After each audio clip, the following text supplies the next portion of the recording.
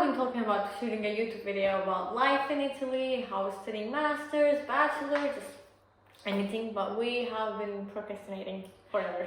Yes, like the last 6 months we was planning to do this video, but not this video, like any video. So it's like we are excited to not to be YouTubers in this house, so we are doing. That is true. So I was like, this Sunday we are shooting. Yes. So let's introduce you. Valentina, why are you here? Why are you in Italy? Okay, I'm from Colombia. I came to Italy the last year. Okay, not the last year, 1.5 years almost Yeah. 1 year. Yeah, so much. Okay, I came here to make a master in. I am mechatronics, so I came to do ICT for smart societies. That is, it sounds really fancy, and it's not. I mean, we have a lot of things, but it's, you know, I don't know why the careers have just these overcomplicated names. So it's basically big data, cities, and telecommunications in general, everything related with IoT. That's basically what I am here. Why I select Italy? Because I think so many people, I don't know otherwise that happens to you, but people in Torino ask to you like, Why are you here? why you select Torino? I don't know, maybe also you can tell to us like why you are here. Then I will say. That's true. A lot of people in Italy ask, why did you choose Torino? Why are you not in like Milano and those like cool cities? But especially for me, I was going between Milano and Torino. By the way, I'm from Turkey. And I chose Torino because I didn't want to be in like in the crowd in a big city and just seeing so many like people and tourists around. So I wanted to get more like an Italian experience, still living in a big enough city to meet a lot of people and see so much, but not like so crowded. You know, I'm one of those people in Turkey who didn't want to live in Istanbul, which is like our biggest city of population. So that's why I choose Torino as a city. And for Politecnico, I will ask you more about like how is studying master and like what kind of university is Politecnico? Okay. Okay, just to close the first topic we have, I select Torino because my university have an agreement.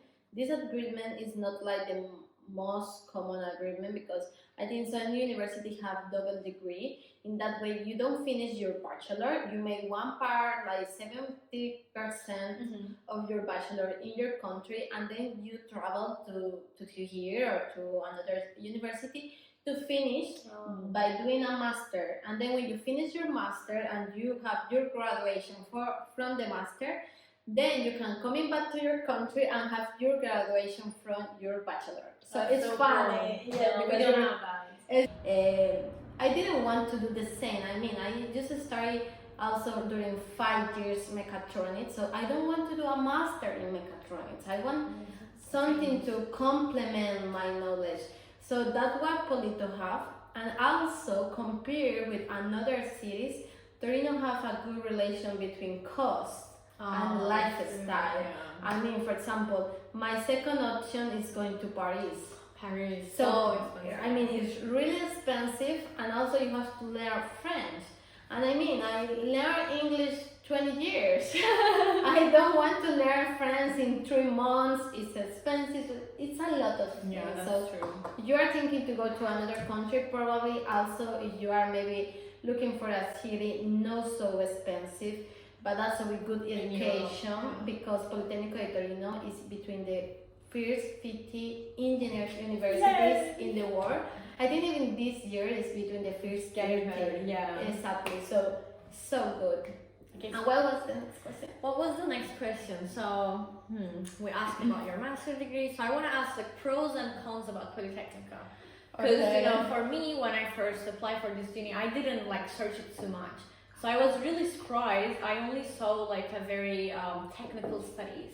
Yeah. I thought I could have, you know, some maybe I can take an art class and I can take this and I can take physics. But because it's Polytechnic, so it's like a technical university. Exactly, it's just a technical I was really university. surprised. So I want to know, you know, what is your pros and cons about Polytechnico so people can learn more before applying? Okay. I came from a university also just with engineers, and I don't think it's the best. To be honest. I mean, you need more point of views in your life. One of the cons is totally that there is not other point of view. Maybe you are not close to artists or economists or journalists or things like that. That's important, but at least you need to. Yeah. We joke they don't do nothing, but they do so much. Okay? We are literally jealous about their style life. Okay, one of the cons is you just have engineers. Another of the cons is a lot of theory. I mean, it's incredible. If you're passing, this is the weird part, because I hear my friends, oh, I passed this exam, like I don't really know the class. No, like in Polito, it's good that if you pass this exam, you really know that stuff. It's impossible to pass an exam without not really knowing the subject. And that's good. Let's go with 2 good points. Yes. Just give them some hope. Yes, giving them some hopes.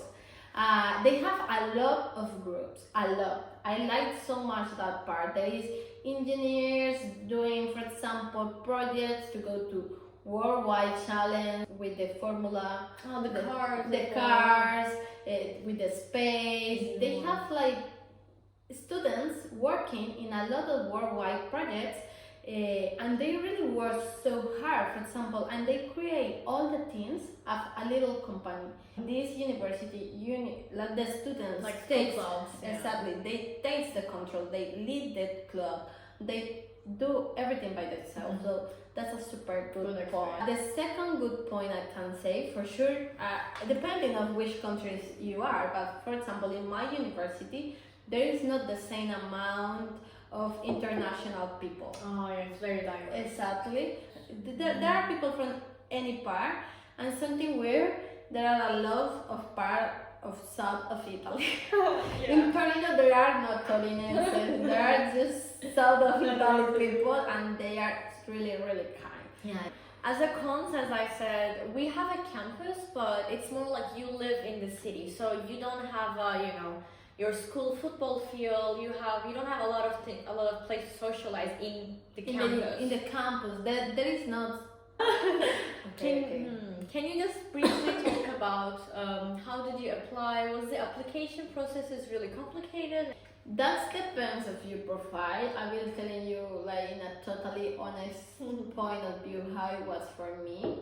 When I first think like I would like to go to abroad to another country, it was like in my high school. Then there was like in 5 semester, I say okay, I think it's the moment to start to know what I have to do. So from the 5 semester, I just start to research like which are the agreements that my university has, my options, what I need to have, like for example, English exam, maybe the records, because usually university ask to you to have some grades. For example, in my university, you cannot go abroad with scores under 3.8. Oh, that's from really 5. high. Yeah. From 5. From 5, yes, because not for 4. I mean, yes, and that's all, for example. But you have to have the English. In my case, the English was one of the complicated problems. Yes, because I mean, I didn't study never in a formal way English. Like I just studied. Yes, I just studied in my high school, and then I was in the university, and I take a course in the university. But you know that course in the university They don't work. Let's be honest, they don't work. So then I have to put a lot of effort from myself. Okay, so when I start my application, I applied for first time in 2019. Okay. But in that year, I didn't have the English. So I have to take the TOEFL again, the 2020. Okay. But I passed everything. I have my grades, I have everything. And you have to translate in original language your grades to Italian, exactly. And that's cost money. Also, I think the university is so good, like the portal, the web portal. Yeah, they're really like informed. So exactly. First thing, probably English. And then everybody checks their country requirements and grades. But did you need to take any tests, or did you need to write a letter, or like did you have a recommendation to come here for masters? You need that letter of recommendation for a professor, from a professor. And follow the steps of the university. Literally, the university tell you very clear, and also don't get scared. Don't get scared. I mean, they give to you so many things to do, but at the final, maybe with the help that the people in your university that have the contact with this university, you can achieve something. So we can still apply even my university doesn't have any agreement with Politecnico, right? Yes.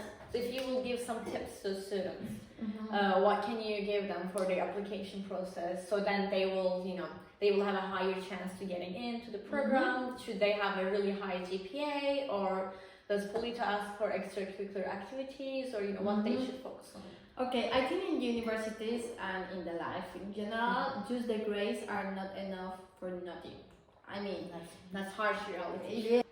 Versus the practice, I don't know, something happened in our house.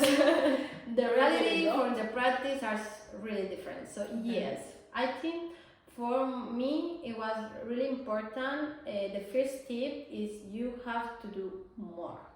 You have, for the bachelor at least, to have good grades. If you want to go abroad, so have good grades. At least, for example, if you are from Latin America, if your system is 5, you have at least 4. The second, have extracurricular activities. In my case, I have so many volunteer programs. I was any year is something like in my topics. For example, I participate in a workshop in big data. I also create a group of students. I lead 20 students to do a YouTube channel, an education channel. Oh, we should add another channel. Exactly. And I also create a company with my mom. Like it was like a micro company with my mom. Exactly. And I also work in a startup. So I have like everything. Exactly. And I was teacher for like all my life during my university. So did they ask these during your Politecnico application? They asked me for my CV, my curriculum. So I put all these things. They just ask like for the recommendation letter from the professor, and also my CV and my grades. Of course. And grades is important not just because of the grades, because you also have to translate what you learned. I mean, if you don't have the subjects they consider enough to apply to this master, they will say no, you cannot do it. I tried to do management because because I want like, okay, I already have my technical part. I would like to move for a more management part, literally. Even if I have some subjects, for example, like 6 subjects related with management, and they say no, you cannot take gestionale. And I was like, what? I mean, okay. Yes, like that. So I think maybe before deciding what master to take in Politecnico or any like Italian university, you should really check if your bachelor is matching with their master program, something like that. Sometimes it's difficult. I mean, if your university have an agreement, it's a easy way.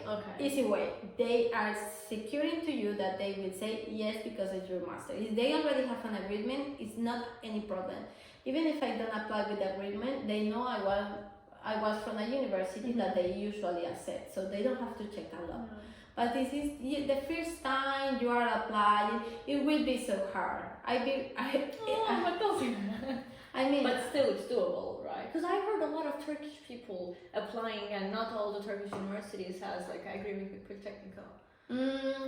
But I think it depends. I mean, when I was applying here, I just did for the bachelor everything by myself, and I just met a lot of people who are doing like. It's easier. I think it's easier to apply from the bachelor than from the master, because in the bachelor they don't expect nothing from you.